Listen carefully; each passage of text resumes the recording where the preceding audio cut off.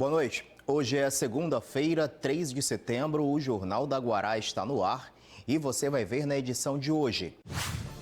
Divulgados indicadores do IDEB e mesmo se atingir patamar exigido pelo Ministério da Educação, Maranhão tem alta nos indicadores. Enquanto isso, escolas da rede pública e privada investem na integração com família para melhorar rendimento escolar. Candidata ao governo do Maranhão, Rosiana Sarney, não comparece à sabatina Guará. Setembro Amarelo propõe discussão sobre o suicídio. Maranhão atinge meta de vacinação contra sarampo e poliomielite. Veja ainda como foi a parada do orgulho LGBT em São Luís. E o passeio ciclístico que marcou o início da Semana da Pátria. Agora, no Jornal da Guará.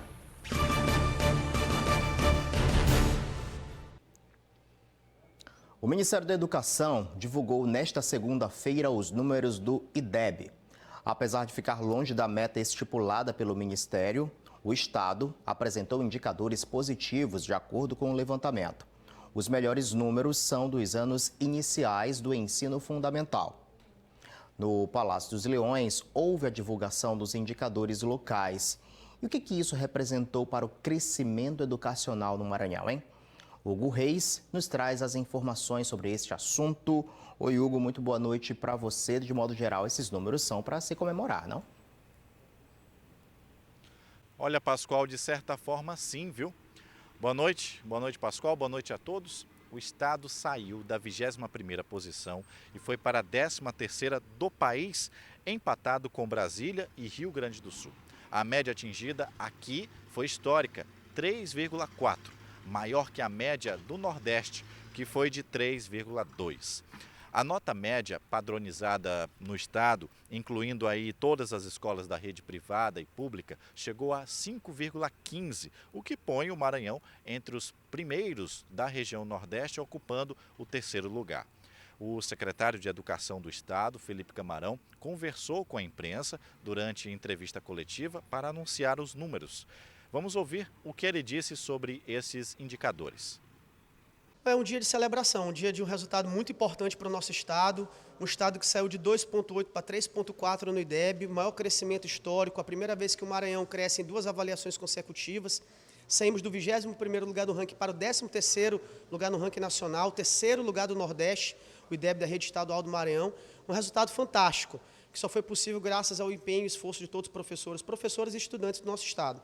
Estamos comemorando, mas não estamos ainda satisfeitos, queremos mais.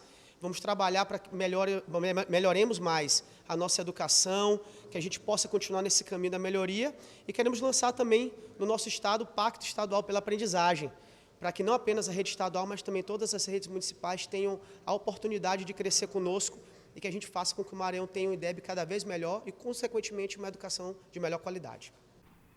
Bem, Pascoal, no geral, nos anos iniciais do ensino fundamental, o Brasil superou a meta proposta pelo IDEB. Porém, nos anos finais, o ensino fundamental e o ensino médio, não. Neste caso, a nota do Maranhão foi a mais baixa, 3,9. Pascoal. Obrigado, Hugo. Boa noite para você e até amanhã. Observando esses números, a gente se pergunta o quão importante é a participação da família e da escola na integração e na garantia de oportunidade do ensino com envolvimentos dos pais com a escola, não é mesmo?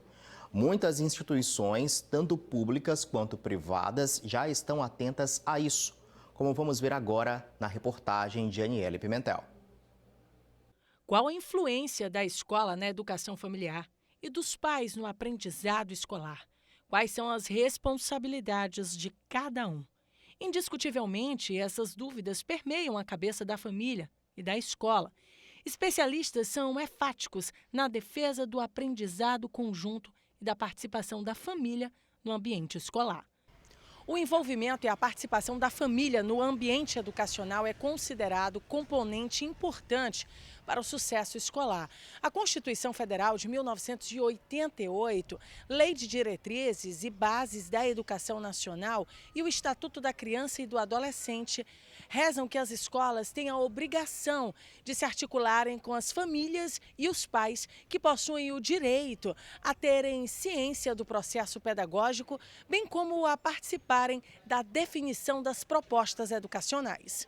Segundo esta psicóloga e educadora parental, Ainda que tenham objetivos em comum, escola e família possuem responsabilidades específicas e precisam fazer sua parte para que juntas atinjam o objetivo principal, que é o futuro melhor para o educando. A gente tenta, com isso, melhorar esse relacionamento mesmo entre as famílias e a escola. Porque a gente entende que se o pai participa dessa educação, ela se torna muito mais ampla, né? Hoje em dia, a escola não mais é só se preocupar com a questão acadêmica. A gente vê a criança, o adolescente, de uma maneira muito mais ampla, né? Integral. Então, essa é a preocupação que nós temos. Essa escola particular de São Luís promove uma série de ações para incentivar a educação compartilhada. Foi criado até mesmo um aplicativo para essa interação, novidade que causou um impacto positivo entre os alunos. Hoje em dia ocorre mais interação família-escola por meio de aplicativos. Por exemplo, a escola tem uma parceria com uma empresa, que é a Home School, e por lá os pais podem se comunicar com a escola, com o chat online, com a coordenação. Aí a cobrança também já é bem maior nesse aspecto. Os boletins são enviados já por e-mail para os pais, e já é uma cobrança muito maior da gente. A educação compartilhada tem mudado a realidade em muitas escolas públicas também. Nesta, gestores e familiares trabalham juntos em uma relação direta, afetiva e diária. Se faz necessário, no atual contexto em que nós vivemos, com o acúmulo de atividade dos pais, né, e esse interesse nosso para que ele venha à escola, para que ele participe mais do dia a dia, é extremamente necessário. O uso do celular, esse acolhimento que nós fazemos diário com o aluno. O pai vem deixar, nós conversamos, fazemos ele entrar, ele senta, espera, vê, se ele precisar conversar logo com um professor, ele já aproveita. Às vezes tem pai que chega antes do filho. Se ele trabalha à noite, ele antes de ir para casa, ou em algum hotel, alguma coisa, ele já passa aqui, ou no hospital. Quando o filho chegar, ele já vem ver o filho aqui, porque às vezes não viu, estava à noite de plantão. Isso acontece demais. É lindo esse abraço. São coisas lindas que às vezes nós temos vivenciado. Por aqui a presença dos pais é vista com bons olhos. Os adolescentes não encaram essa interação como forma de intimidação, pelo contrário, enxergam como motivação. Sim, meu pai sempre esteve me motivando na minha vida, sobre meus estudos, o curso. É algo que eu cresci vendo que deixar um pouquinho as coisinhas de lado seria importante. E ela sempre está muito presente, ela sempre vem nas reuniões, e ela sempre chega em casa e fala que se algum professor falou que eu fiz algo assim, tipo conversar com algum... Sem dúvida, a minha mãe, ela sempre está presente, meu pai também, a minha mãe é extremamente presente na minha vida. Todas as reuniões ela vem, o que ela sempre está perguntando de nota, do que eu quero, ela está sempre motivando. Logo eu tenho outras irmãs mais velhas e já é um espelho, então ela mostra que vale a pena estudar. Esse compartilhamento de responsabilidade tem sido peça fundamental na luta contra um dos maiores desafios do sistema educacional, a evasão escolar. No ano passado, em todo o Maranhão, segundo os números do Instituto Nacional de Estudos e Pesquisas Educacionais, Anísio Teixeira, o INEP, o índice de evasão escolar em escolas da rede privada chegou a 24,1% no estado, na rede pública, a 32,7% em todo o Maranhão. Mas, segundo a secretária adjunta de Ensino do Estado, o Maranhão alcançou, no ano passado, a menor taxa de abandono da série histórica registrada nos últimos 10 anos no ensino médio. É uma responsabilidade que já está prevista desde a Constituição, né, a soma de esforços tanto das famílias quanto do poder público para formar os estudantes, né, para dar educação de qualidade. Isso passa também pela inserção da família como comunidade escolar. Então, o governo do Maranhão tem ações bem definidas no nosso plano de ação, no modelo de gestão e no modelo de pedagógico que nós implementamos na rede, que passa pela eleição de gestores com a participação dos pais. Os pais, eles também decidem, enquanto comunidade escolar, qual é a gestão que eles querem para os filhos dele, para a escola daquela comunidade, e passa também pelo fortalecimento dos conselhos, dos colegiados. Então, isso está bem definido dentro do programa Escola Digna, na compreensão de que a gestão precisa ser democrática e também participativa. Política agora. O recomeço da semana marcou mais uma vez uma tradição das segundas-feiras de 2018, em algo que vem se repetindo desde quando o período legislativo começou. Sessões esvaziadas, projetos não analisados e a agenda eleitoral dando o tom da pauta. De novo, no plenário da Assembleia, a segunda-feira foi esvaziada por conta do período eleitoral. A sessão chegou a ser aberta pelo terceiro vice-presidente, deputado Adriano Sarney, e logo em seguida foi encerrada, cumprindo um acordo, um pacto parlamentar. Na Câmara também não houve quórum. A sessão foi aberta, mas a pauta de votação não foi colocada em discussão pela ausência de um vereador. Só compareceram 15. Pelo regimento interno, é necessário que 16 vereadores estejam presentes para começar a votação. Alguns vereadores reclamaram. Mais uma vez, a Casa não consegue concluir os serviços por falta de quórum qualificado para que a gente conclua a nossa pauta.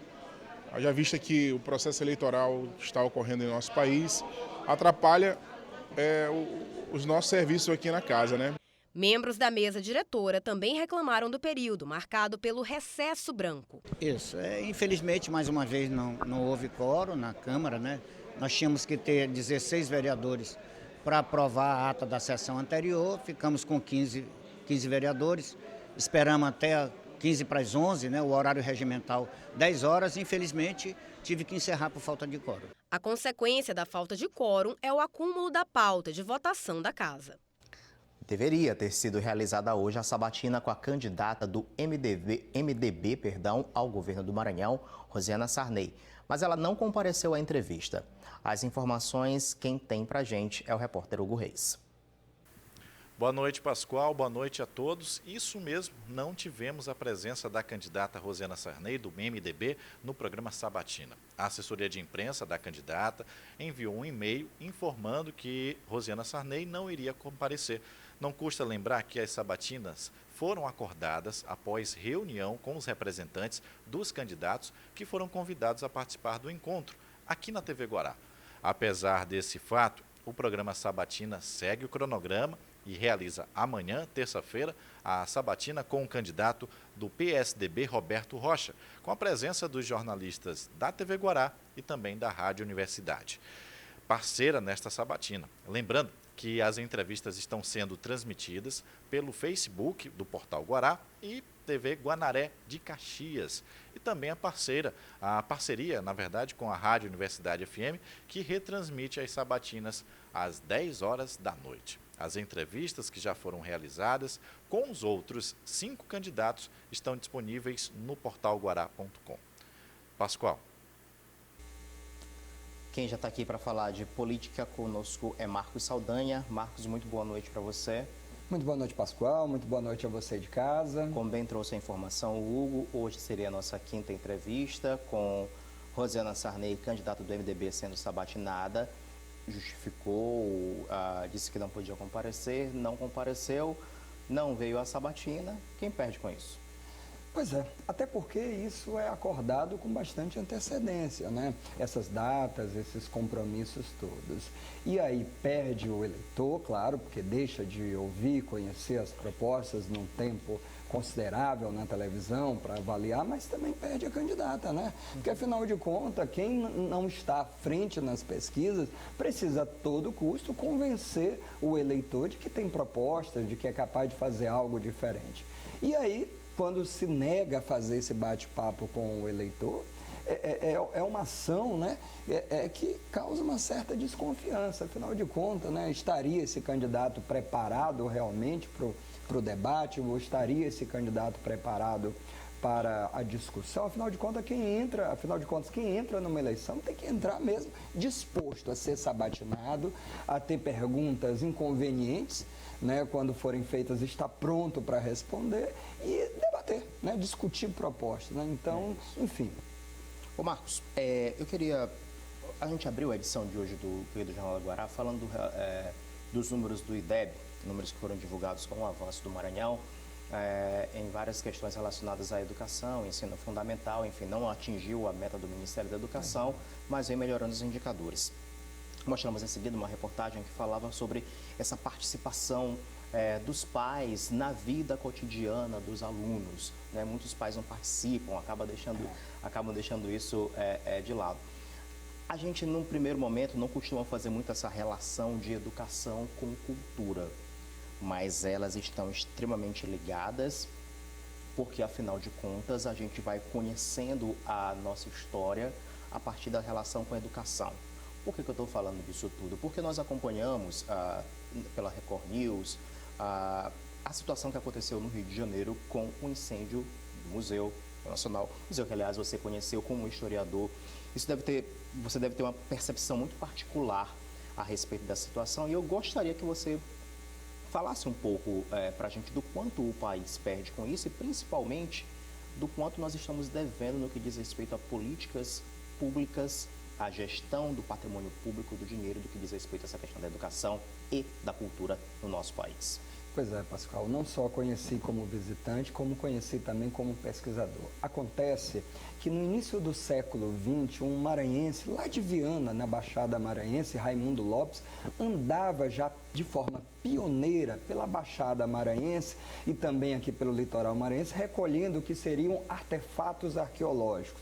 Por exemplo, lá em Cajari, no Lago Cajari, em Penalva, ele encontrou um tipo de habitação que ele chamou de civilização lacustre, né? São umas estearias, uma espécie de palafitas de habitações que depois, com datações mais modernas, se soube de 2000 anos atrás. Então a gente está falando de uma história, de um conhecimento do nosso passado, aqui mesmo do Maranhão, de milhares de anos atrás. E o Raimundo Lopes, ele foi, por exemplo, diretor desse museu no Rio de Janeiro. Então, o maranhense, que na década de 20, você pesquisa nos jornais da época e há um relato de que uma delegação é organizada para recebê-lo lá no porto, né? Da chegada dele do Rio de Janeiro, tamanha a relevância que ele tinha naquele momento. Então, de certa forma, o Raimundo Lopes, ele está esquecido por nós maranhenses e esses artefatos arqueológicos muitas vezes são ignorados. Não à toa eu fiz uma provocação em 2012, quando se falava dos 400 anos do aniversário de São Luís, eu produzi o documentário Memória de Pedra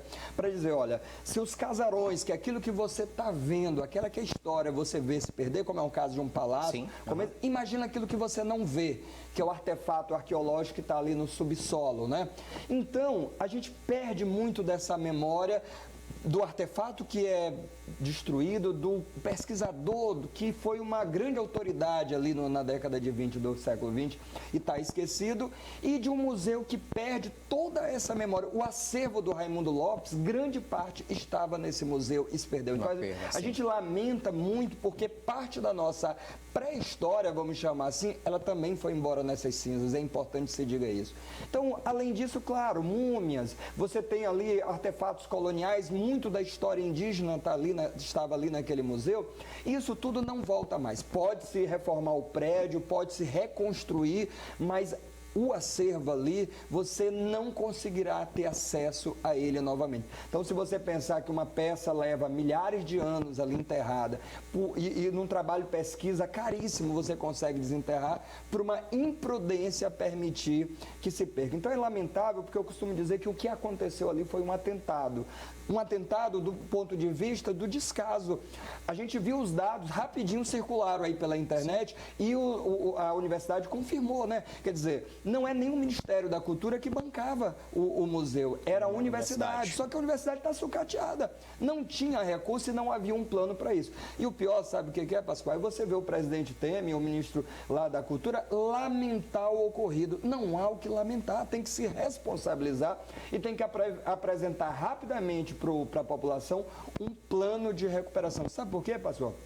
Quando o governo federal mostra que não tem grande relevância aquilo, que lição ele está dando para o aluno que está na escola? Como é que você pode chamar o aluno para isso que você está falando e dizer para ele, olha, a história é importante, a memória é importante, se o governo mostra que não, mostra o contrário com ações e atitudes, dizem. E a gente sabe disso, que a criança e o jovem aprende com ação, com atitude e com exemplo, e não com palavras. Então, essas contradições, e digo mais para fechar, a gente tem uma sensação, como historiador agora falando, de vulnerabilidade. Quantos museus, né? A gente lembra do Museu da Língua Portuguesa, por exemplo, que recentemente também sofreu um incêndio, a gente se sente vulnerável. Quantos desses aparelhos culturais, Pascoal, estão vulneráveis e na iminência de acontecer o que eu chamo de tragédia anunciada? Então, para fechar, É importante que na campanha os candidatos tenham propostas para essas questões culturais. Não são fáceis, são investimentos altos, mas são necessários, senão a gente vai perder mais ainda da nossa história. Lição de casa para os eleitores, dá uma gulgada, checar aí o que os candidatos à presidência têm de propostas relacionadas à cultura e à educação. E propostas reais e diretas, objetivas, não é aquela coisa de geral. É isso. Obrigado, Marcos. Até amanhã. Ok, obrigado. Boa noite a você de casa. A Agência Nacional de Transportes Terrestres decidiu reajustar a tabela de preços mínimos do frete devido à alta recente do preço do diesel. Isso foi informado em um comunicado pela agência no último sábado, um dia depois da Petrobras ter anunciado uma elevação média de 13% no valor dos combustíveis nas refinarias. Aqui na região Nordeste, que inclui o Maranhão, a alta nas refinarias, o preço do diesel ficou em 12,5%. Veja agora os números do mercado financeiro. A Bolsa de Valores caiu 0,63%, terminando a segunda-feira com 76.192 pontos. A alta do dólar foi de quase 2%, com cotação de R$ 4,15. O euro subiu 2,59%, fechando o dia a R$ 4,82. A seguir, a discussão sobre o Setembro Amarelo, que vai alertar contra o suicídio. E veja ainda como foi a parada do orgulho LGBT. É logo após o intervalo.